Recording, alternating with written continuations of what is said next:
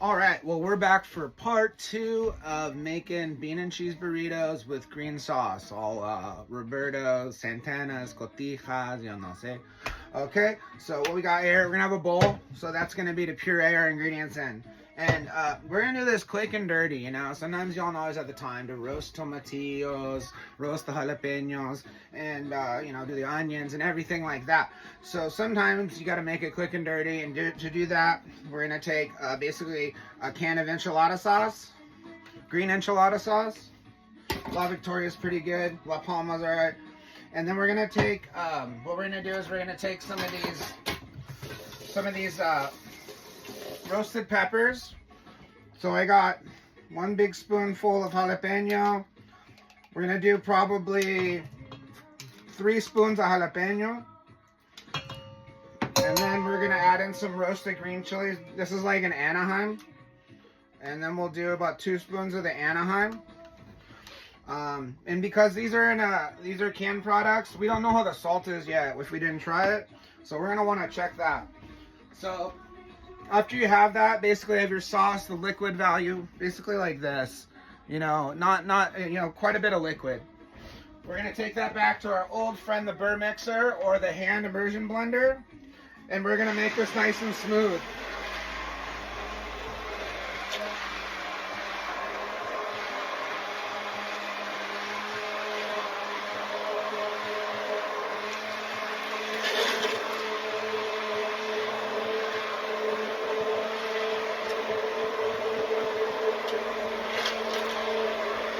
And we're done. It's about that much time. How much time I took? You got it. All right. So from here, we're gonna give her a taste again.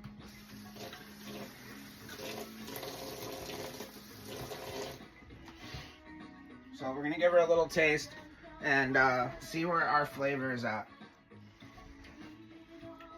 It's perfect. Now it's gonna be spicy. So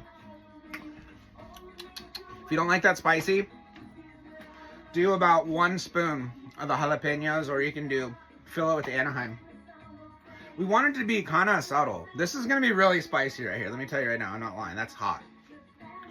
So if you want it more mild, just use Anaheim. If you want it to taste good, do what I did, but it's hot. All right, so then you ask, Chef G, how do I know the beans are done? The viscosity that you're looking for. It's the best way to describe it is you want it firm as humanly possible, as firm as you can get it while still being amazingly smooth, you know? You know, kind of like a good parent, something like that. But you want it to hold up a little bit, but not be you don't want it to run away. You kind of want it to stand up, but you still want it to run away slowly. It's like risotto. It's really a hard thing to find. And you're going to find what works for you by failing and doing it wrong. That's how you learn, you know? So we got all of our components are all ready. I'm going to set this on a side table. And then you're going to want to find 13-inch tortillas.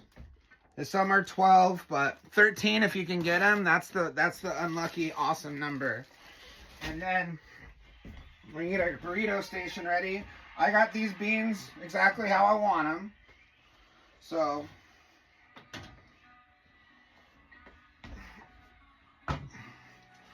we're going to have to do a little movement here. So I'm turning on all the flames on my stove to create a way to heat up my tortillas, okay? So we're gonna heat up our tortilla and then we're gonna put the beans back there and we're gonna make our burritos.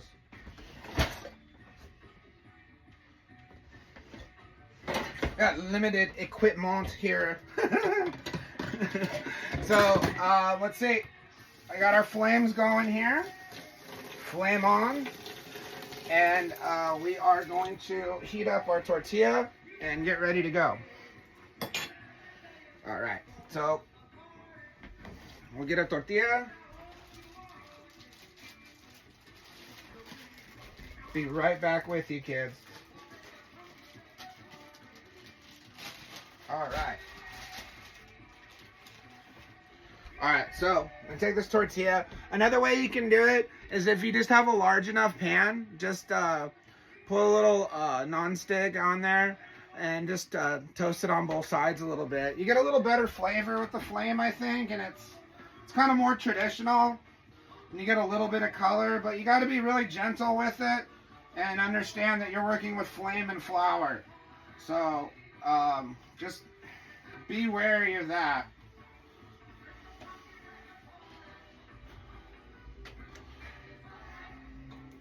I'm a little less of a gambler with the tortilla when it's flour. There's a little less wiggle room on harina than maize. Flour to corn.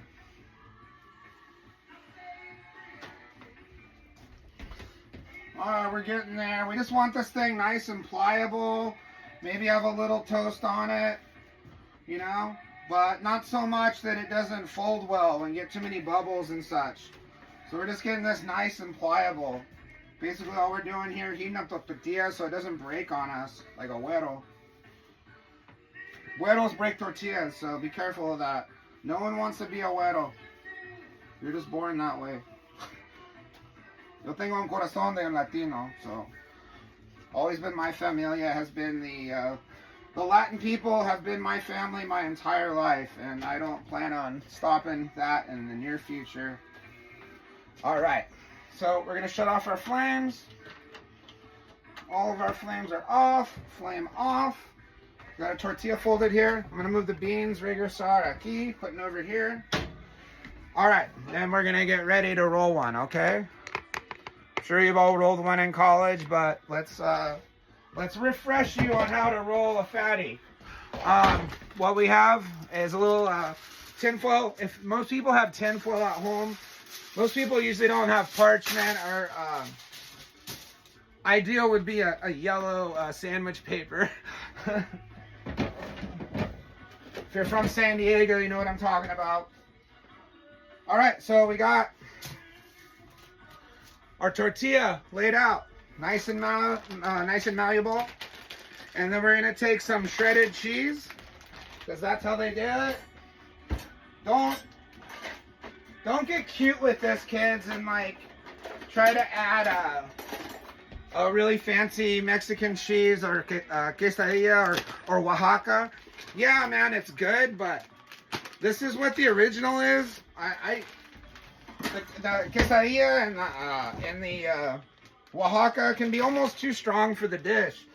This is the old school, was just the shredded mix, like Monterey Jack and cheddar mix. That's what they had and what they used for the güeros in San Diego, and that's what we all kind of got used to as güeros. So you want to put a nice bit of cheese on there. Put that back, and then we're gonna get the beans. All right. I only have a little spoon, so this is kind of attacking a mountain with a mole stick. But we're gonna slowly add in our beans here. And you gotta watch out how much you add. Just for the pure fact that if you have them right and it's as smooth as it should be, they're gonna be a little bit runny, you know? And that's about it. That's our threshold of beans we can really rock right now, because we still gotta roll. See? Double entendre, kiddos. I'm here all day. All right. Now with the rolling, don't be a white person. Roll it up, and then you're going to pinch back. Make sure you don't get too much out the side. If you see too much is out the side, you have to readjust your program. Like this, I totally have to readjust. I'm going to have to pull these beans all the way back to get this to work. See this? And then we're going to roll up here. And with the bean and cheese, you got to watch out, because sometimes they're too fat. Like this one, we've rolled too much beans. But you got to roll it up, get it up in there. And then this, if you got one that's overstuffed, that's what I like to show you guys, man. If you fail, it's good, so you learn something. If I would have done this perfect, you wouldn't have learned what to do when it got hella fat. So because these people are going to eat them in the wrapper, we're kind of cool with that. We're gonna roll it up, and we're gonna be conscious that our burrito is gonna fall apart a little bit. So we're gonna want to roll it up and tighten the ends here real good so nothing spills out, vato. Like that. Get the other end, you know, things nice and tight. And then just don't be a dick, you know. Tell them, You know, hey, and they're really soft. So when you eat it, you know, kind of slowly unwrap and you know, bring it down the burrito like that, man. It's better. So there we go. We got a bean and cheese burrito, and we have our green sauce over here. You know, all you're gonna want to do is serve that up with a little bit. I don't know about thing right now, but do a little ladle of the green sauce. Right there, you got your bean and cheese burrito. San Diego favorite. Thank you.